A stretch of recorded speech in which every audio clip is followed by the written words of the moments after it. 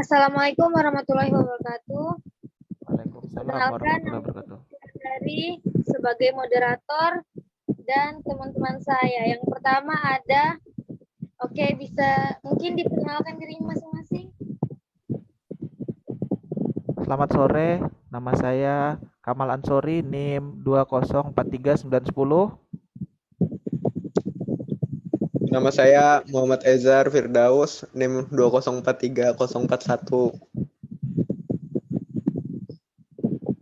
Nama saya Yudhistiananda, NIM 2043907. Nama saya Revaldi Winata, NIM 1843010.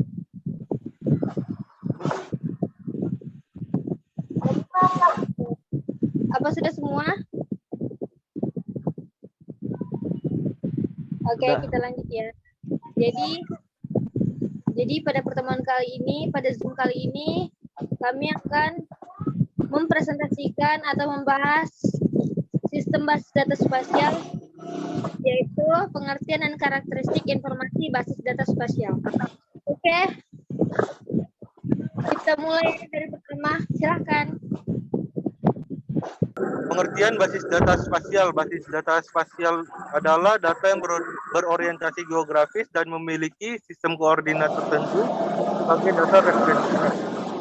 Basis data spasial memiliki karakteristik informasi yang membuatnya berbeda dengan data lain, yaitu informasi lokasi dan deskriptif.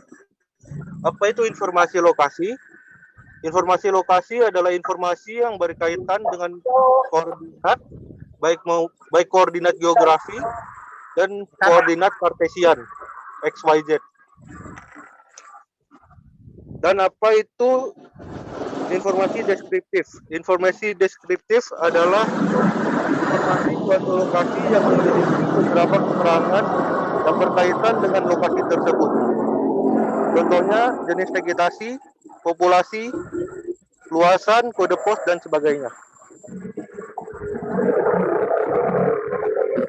Sistem data spasial memiliki beberapa format, yaitu format vektor dan raster.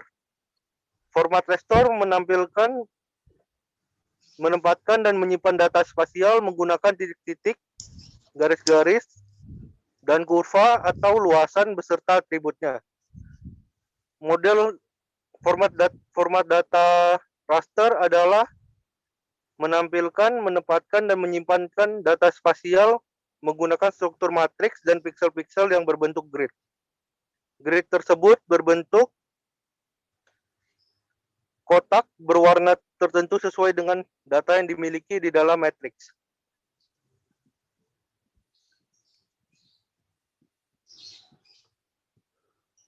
Pada umumnya, data GIS disajikan dalam bentuk vektor.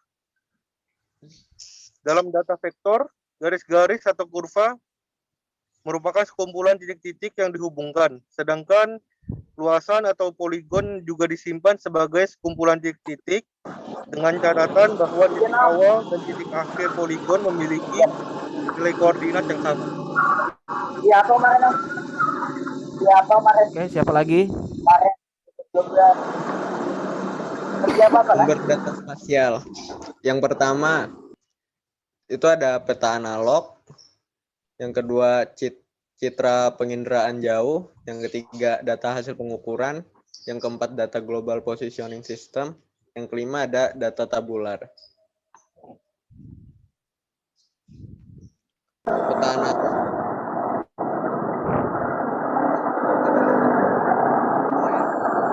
topografi, peta tanah, peta kawasan hutan, perairan, dan sebagainya.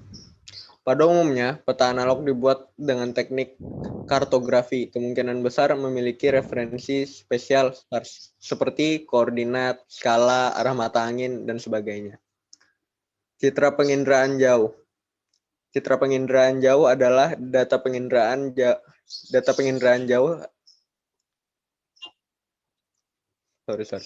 Citra penginderaan jauh adalah sumber data yang terpenting bagi SIG. Berguna untuk memantau kondisi lahan secara berkala dan mencakup area tertentu yang cukup luas. Data hasil pengukuran adalah nilai atau simbol terhadap karakteristik suatu objek. Nilai itulah yang disebut dengan data. Jadi pengukuran adalah hasil pengukuran terhadap variabel.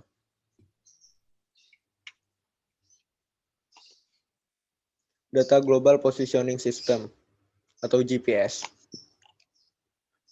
GPS memberikan terobosan penting dalam menyediakan data bagi SIG. Keakuratan pengukuran GPS semakin tinggi dengan berkembangnya teknologi. Data ini biasanya dipresentasikan dalam format vektor. Data tabular. Data ini berfungsi sebagai atribut bagi data spasial. Data ini umumnya berbentuk tabel. Contoh datanya antara lain sensus penduduk, data sosial, data ekonomi, dan lain-lain. Oke, siapa lagi selanjutnya?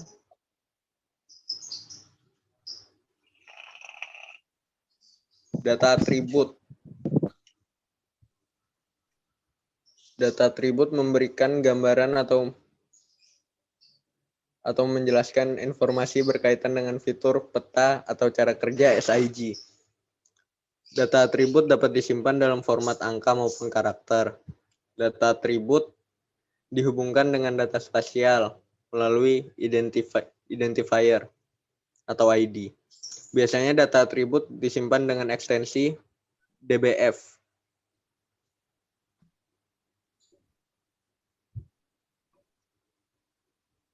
Penentuan atribut.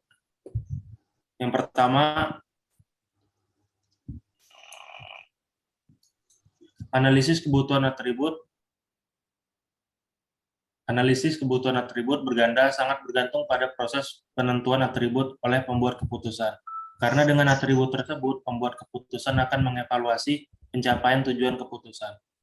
Yang kedua, dalam melakukan pengambilan ide atribut, ada dua cara yang dapat ditempuh pembuat keputusan, yaitu menggunakan panel ahli dan melakukan survei literatur.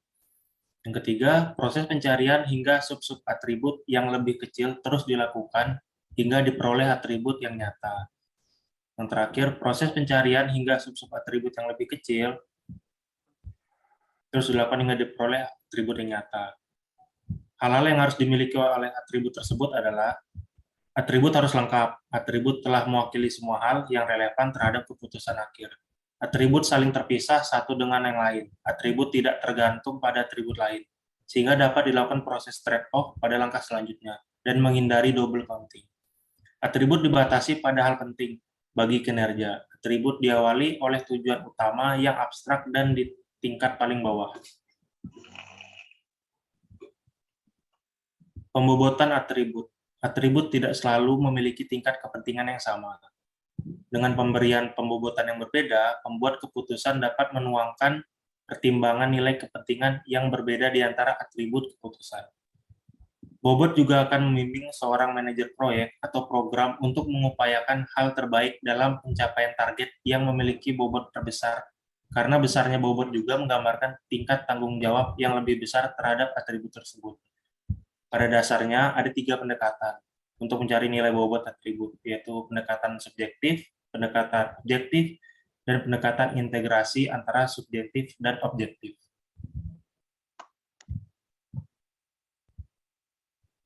Kelebihan dan kekurangan masing-masing pendekatan atribut.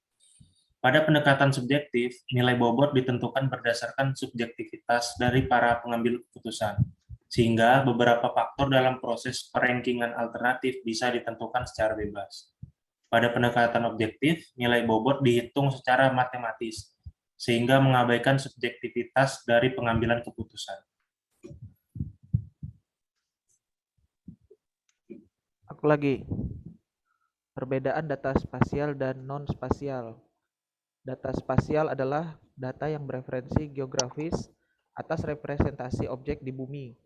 Data spasial pada umumnya berdasarkan peta yang berisikan interpretasi dan proyeksi seluruh fenomena yang berada di bumi. Data non-spasial adalah data berbentuk tabel, di mana tabel tersebut berisi informasi-informasi yang dimiliki oleh objek dalam data spasial. Data tersebut berbentuk data tabular yang saling terintegrasi dengan data spasial yang ada. Kesimpulan, Data spasial adalah data yang bereferensi geografis atas representasi objek di bumi. Data spasial pada umumnya berdasarkan peta yang berisikan interpretasi dan proyeksi seluruh fenomena yang berada di bumi. Fenomena tersebut berupa fenomena alamiah dan buatan manusia. Kelebihan sistem basis data spasial: 1. Untuk menyimpan, tidak memerlukan ruangan yang besar. 2. Akses informasi cepat dan mudah. 3. Analisa spasial dan tekstual dikerjakan lebih dari satu layer. 4. Sumber daya manusia untuk melakukan pengelolaan data tidak terlalu banyak. 5. Data dapat diakses dan dibawa tanpa melihat ruang dan waktu. Sedangkan kekurangan sistem basis data spasial adalah: 1. Sumber daya manusia harus menguasai teknologi komputer. Teknologi yang ada terus berkembang sesuai dengan zaman. 2. Biaya yang dikeluarkan relatif mahal. 3. Penanganan tentang data yang bentuk 3D yang buruk. 4. Sulit untuk menyajikan data temporal. 5. Format data dan standar file data beragam. 6. Model objek terbatas. Sekian. Oke, terima kasih semuanya. Mungkin segitu saja presentasi kita. Sekian dan terima kasih. Wassalamualaikum warahmatullahi wabarakatuh. Waalaikumsalam warahmatullahi wabarakatuh. Waalaikumsalam warahmatullahi wabarakatuh.